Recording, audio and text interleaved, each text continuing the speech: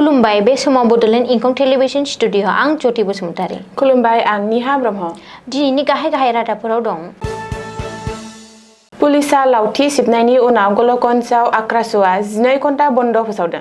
नरेन्द्र मदिया नुमलीगढ़ दावबायनो गोनां हाबाफारिनि थियारि खालामनायखौ गिबि मन्थ्रिया नायबिजिरहैदों। मोनद' हारिनो एसटि होनायनि सायाव गिबि मन्थ्रिया गेदेर बाथ्रा बुंदों। गलकगन्ज थानानि असिखौ सासपेन्ड आरो गौरीपुर थानानि असिनि रिजार्भ क्लज।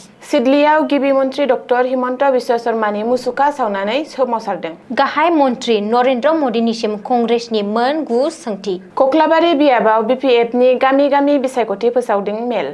गसाइगाव सोहोराव आक्रासुआ डक्टर हिमन्त बिश्व शर्मानि मुसुखा सावनानै गोख्रै खुद्रिखाङो। दानिया फैदो आबुं रादाबाव।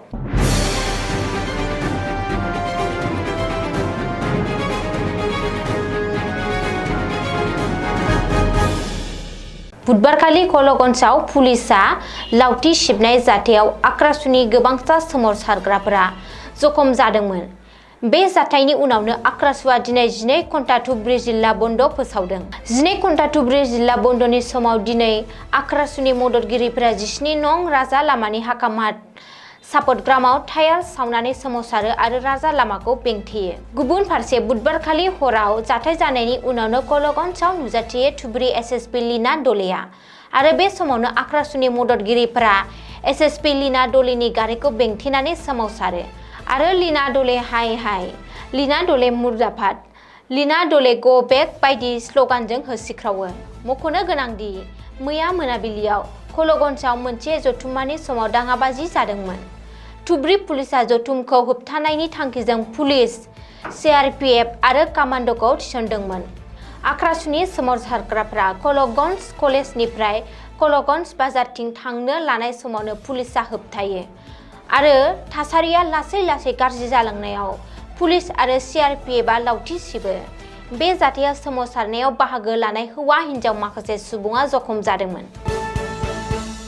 फैगौ 14 सेप्तेम्बर खालि आसाम दावबायफैगोन गाहाय मन्थ्रि नरेन्द्र मदि। जरहाट जिल्लानि नुमलीगढ़ रिफाइनारि केम्पासआव गोदानै फसंनाय बेम्बु बेस्ड इथानल प्लान्टखौ बेखेवफैगोन गाहाय मन्थ्रि नरेन्द्र मदिया।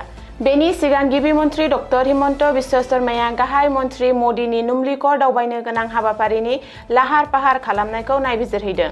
गिबि मन्थ्रिया गावनो नुमलीगढ़नि टेंकार स्टेन्डआव थियारि खालामनायखौ नायहैयो, जाय जायगायाव गाहाय मन्थ्रिया सुबुं थुबुरमा रेली खालामगोन। बबेखानि गाहाय मन्थ्रिनि बे रेलीयाव खमैबो 1 लाख सुबुंफोरा बाहागो लागोन होननानै रायजो सोरखारा आसा खालामदों। गाहाय मन्थ्रिया दावबायफैगोनखौ बिथा खालामनानै गिबि मन्थ्रि डक्टर हिमन्त बिश्व शर्माया आसामनि केबिनेट मन्थ्रिफोर, गोबांसा एमपि, एमएलए, सोरखारि मावख'गिरिफोर आरो गुबुन गुबुन एजेन्सिफोरनि थान्दैफोरजों लोगोसे मोनसे गोजौ थाखोनि रिभिउ मेल खुङो। गिबि मन्थ्रिया रेलीयाव बाहागो लाफैनाय सुबुंफोरनि थाखाय गासैबो गोनां सुबिदाफोरखौ थि खालामनो थाखायबो बिथोन होयो, जेरै लोंनाय दै, नांगौ रोखोम साखोन-सिखोन, गारि लाखिग्रा आरो गुदि सावस्रि सिबिथायनि थाखाय थोजासे राहा खालामनाय। मख'नो गोनांदि नुमलीगढ़नि औवानि इथानल प्लान्टखौ नोगोद 5,000 कौटि रां खरसा खालामनानै बानायनाय जादों। बेनि अनगायैबो 14 सेप्तेम्बर खालि गाहाय मन्थ्रि नरेन्द्र मदिया नुमलीगढ़ आरो मंगलदैनिफ्राय 18,000 कौटि रांनि प्रजेक्टखौ बेखेवगोन होननानै गिबि मन्थ्रिया खौरांगिरिफोरजों मोगा-मोगियाव फोरमायदों। आसामनि मोन 6 हारिनि एसटि होनाय एबा जनजाति खालामनायखौ लानानै गिबि मन्थ्रि डक्टर हिमन्त बिश्व शर्माया गेदेर बाथ्रा फोसावदों। मोन 6 हारिनो एसटि होनायनि बिथिङाव आसाम सोरखारनि थासारिखौ रैखा खालामनानै बेजों लोगोसे सोरखारा मोन 6 हारिनो एसटि होनायनि सायाव गोसोखांजाथाव आगानजों सिगांगासिनो दं। फैगौ नबेम्बर दानाव जानो गोनां आसाम बिधान सभानि जथुमाव सोरखारा बेनि सायाव रिपर्ट दाखिल खालामगोन होननानै गिबि मन्थ्रि डक्टर हिमन्त बिश्व शर्माया बुंदों। बबेखानि मोन 6 हारिनो एसटि होनायनि सायाव सोरखारा माखासे आगान सिगांबाय, नाथाय कंग्रेस दोला रावनिबो खहा खालामाजासे मोन 6 हारिनो एसटि होनांगोन होननानै दाबि खालामनायखौ जेंना सोमजिहोदों आरो मोन 6 हारिनो एसटि होनायाव होबथानाय लाबोदों होननानैबो गिबि मन्थ्रिया खौरांगिरिनि सिगाङाव बुंदों। बबेयावबा माबा मोनसे खाबु मोनगासिनो थानायाव बबेबा मोनसे हारिया हाबसनोब्ला खहाया जाखागोन। दा बिधान सभायाव गोदान बिथांखि पास खालामनांगौ, जाहाथे सोरनिबा खहा जायोब्लानो एसटि होनो हायो। रावनिबो खहा जायालासेनो एसटि होनाय बिथांखियानो दासिमबो दं। बेनि गेजेरावनो गोबां सावरायनाया जादों। माखासे गोसोखांजाथाव आरो माखासे सुस्रांनायनि राहाफोरा फैगोन होननानैबो गिबि मन्थ्रि डक्टर हिमन्त बिश्व शर्माया बुंदों।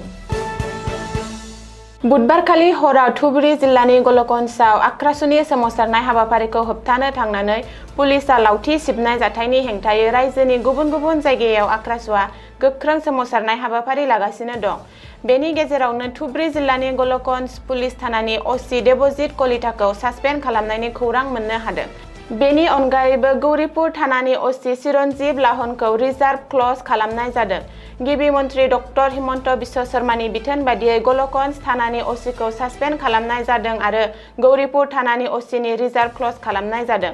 बेनि अनगायैबो बे जाथायनि सायाव थाबैनो नायबिजिरनाय जागोन आरो लोब्बा थानाय गासैबो अफिसारनि हेंथायै गोख्रों राहा लानाय जागोन।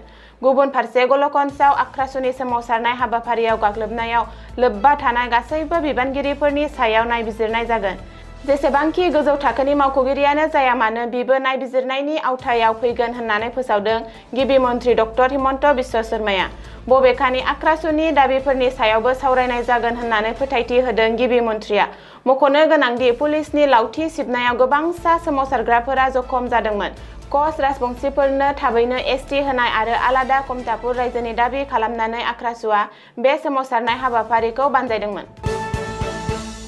धुबुरी जिल्लानि गलकगन्जआव सोमावसारनाय आक्रासुनि मावथि आरो मददगिरिफोरनि सायाव पुलिसआ गाग्लोबनाय जाथायखौ लानानै चिरां जिल्लानि सिडलीआव आक्रासुआ गोख्रों सोमावसारनाय हाबाफारि लायो। आक्रासुआ दिनै सिडलीनि 27 नं राजा लामायाव गिबि मन्थ्रि डक्टर हिमन्त बिश्व शर्मानि मुसुखा सावनानै सोमावसारो।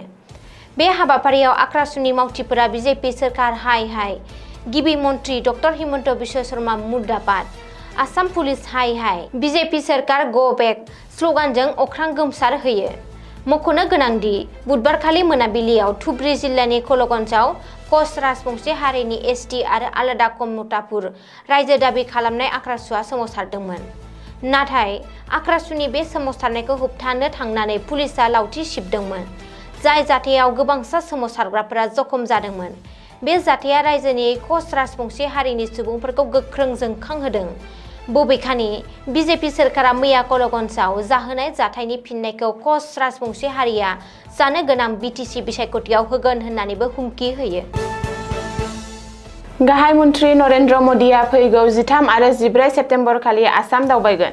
बेनि सिगां सिगां आसाम प्रदेश कंग्रेस कमिटिनिफ्राय गाहाय मन्थ्रिनिसिम मोन 9 सोंथि सोंदों।